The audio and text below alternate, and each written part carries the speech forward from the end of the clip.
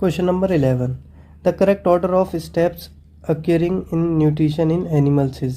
इन animals में जो steps होते हैं कौन कौन से होते हैं, पहले तो यही समझ लो कौन कौन से होते हैं, इनका मतलब क्या होता है।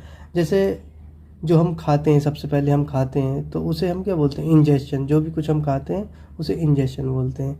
इंजेक्शन के बाद जो भी हम खाया हुआ है उसको हम डाइजेस्ट करते हैं, यानी कि ब्रेक करते हैं। तो जो ब्रेक डाउन जो हमारे फूड का होता है उसे हम डाइजेशन बोलते हैं। तो सबसे पहले इंजेक्शन होता है, फिर डाइजेशन होता है, फिर हम एब्जॉर्ब करते हैं, क्योंकि हम न्यूट्रिएंट्स लेते हैं फूड में, तो उसी को हम एब्जॉर्प्शन कहते हैं। तो डाइजेशन के बाद क्या होता है, एब्जॉर्प्शन। एब्जॉर्प्शन के बाद होता है एसिमिलेशन। एसिमिलेशन में क्या होता है, जो movement of food molecules into the cell, तो सेल के अंदर मूवमेंट होता है फूड का। उसके बाद होता है इजेशन। इजेशन में क्या होता है, वेस्ट, रिमूवल ऑफ वेस्ट, जो कि मॉर्निंग में करते हैं हम लोग। तो ये वाला एक ही ऑप्शन है, करेक्ट ऑप्शन मैंने लिख दिया है। तो सबसे पहले क्या होता है, ingestion, digestion, absorption, assimilation, egestion. Question number 12, in human digestive system the enzymes pepsin and trypsin are secreted respectively by. Pepsin और ट्रिप्सिन को कौन डाइजेस्ट करता है। एक चीज़, पहली चीज़ तो ये याद रखना, पेप्सिन और ट्रिप्सिन दोनों ही प्रोटीन को डाइजेस्ट करने के लिए होते हैं। अब ये सिक्रीट कहाँ होते हैं, तो पेप्सिन का याद रखना, इसे बोला करो पेटसिन। पेटसिन, पेटसिन क्यों, क्योंकि ये कहाँ होता है, स्टमक में सिक्रीट होता है। और ट्रिप्सिन कहाँ होता है, ट्रिप्सिन होता है पैंक्रियाज में। तो ऑप्शंस में चेक कर लो, पहले स्टमक बाद में पैंक्रियाज। यहाँ स्टमक नहीं होगा, ये भी नहीं होगा, ये भी। ऑप्शन डी हो जाएगा correct, stomach and pancreas. Question number 13, when carrying out the starch test on a leaf why is it important to boil the leaf in alcohol.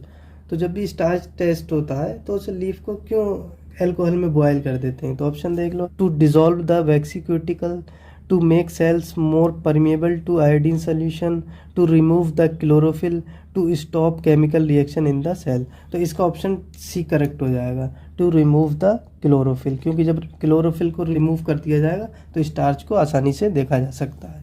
Question number 14, the pancreatic juice contains enzymes which digest. Option A proteins and carbohydrate only, proteins and fats only, fats and carbohydrates only, protein, fats and carbohydrates. Pancreatic juice के लिए एक बात हमेशा याद रखना, इसे हम क्या बोलते हैं, complete digestive juice. Complete digestive juice. अब इसे कंप्लीट डाइजेस्टिव जूस क्यों बोलते हैं, क्योंकि इसके पास प्रोटीन को डाइजेस्ट करने वाला भी एंजाइम होता है। एंजाइम होते हैं, एक होता है ट्रिप्सिन और एक काइमोट्रिप्सिन। फैट को डाइजेस्ट करने के लिए इसके पास होता है स्टेप्सिन, और कार्बोहाइड्रेट को डाइजेस्ट करने के लिए होता है एमाइलोप्सिन, जैसे, या फिर इसे हम क्या कह देते हैं, पैंक्रियाटिक एमाइलेज। तो इसके पास तो तीनों के हो गए, यानी कि प्रोटीन, फैट और कार्बोहाइड्रेट तीनों के हैं, तो इसलिए इसका ऑप्शन डी हो जाएगा। अगर न्यूक्लिक एसिड भी ऑप्शन में होता तो भी वही आंसर सही होता, क्योंकि न्यूक्लिक एसिड को भी डाइजेस्ट करने के लिए इसके पास एंजाइम होते हैं। Question number 15, which of the following is correct statement regarding bile.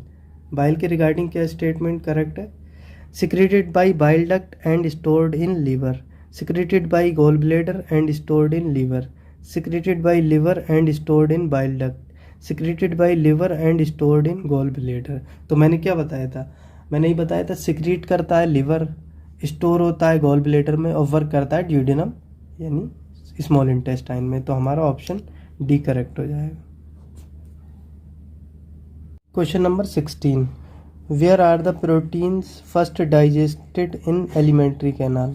तो सबसे पहले प्रोटीन कहाँ डाइजेस्ट होता है, small intestine, oesophagus, mouth, stomach. तो इसका आंसर हो जाएगा स्टमक। स्टमक में ही सबसे पहले डाइजेस्ट होता है। स्टमक में दो एंजाइम पाए जाते हैं, एक होता है पेप्सिन, जो कि यही मैंने बताया भी था, और एक होता है रेनिन।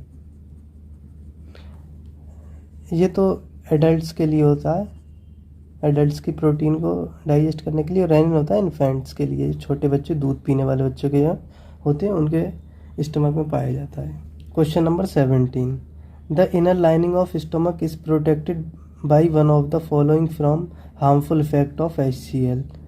दिस इज, तो जो इनर लाइनिंग होती है स्टमक की, उसको HCl हाइड्रोक्लोरिक एसिड के हार्मफुल इफेक्ट से कौन बचाता है? Option pepsin, mucus, saliva, bile. तो इसका करेक्ट आंसर हो जाएगा mucus. Question number 18, which part of alimentary canal receives bile from liver? तो कौन से पार्ट में लिवर से बाइल जाता है? तो option A oesophagus, small intestine, stomach, large intestine. तो मैंने बताया था बाइल कहाँ वर्क करता है? स्मॉल इंटेस्टाइन में, तो ये लिवर से स्मॉल इंटेस्टाइन में ही जाएगा।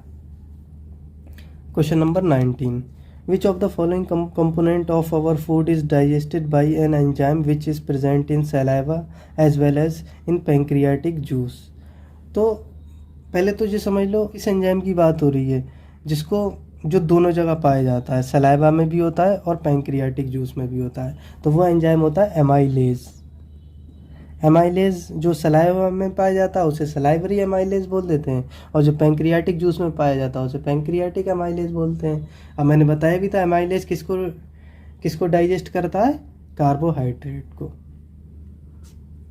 Option D is correct.